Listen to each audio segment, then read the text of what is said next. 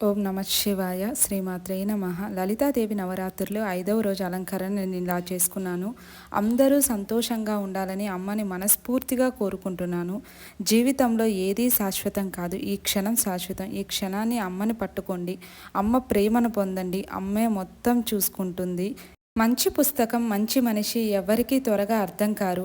చదివే ఓపిక, అర్థం చేసుకునే మనసు ఉండాలి. అన్నిటికంటే మేలు చేసే ఏకైక వస్తువు ధర్మం. ఏదైనా సాధించాలంటే ముందుగా నిన్ను నువ్వు గెలవాలి. మీరు చేసే పని అద్భుతంగా ఉండాలి అనుకుంటే దానిని ప్రేమించి నేర్చుకోండి.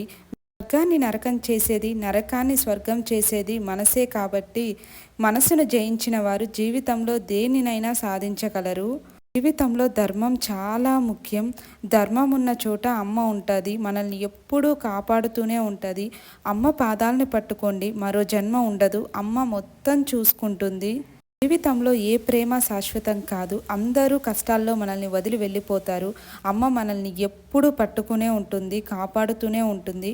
అమ్మ పాదాలని పట్టుకోండి, మరో జన్మ ఉండదు. శ్రీమాత్రే నమః.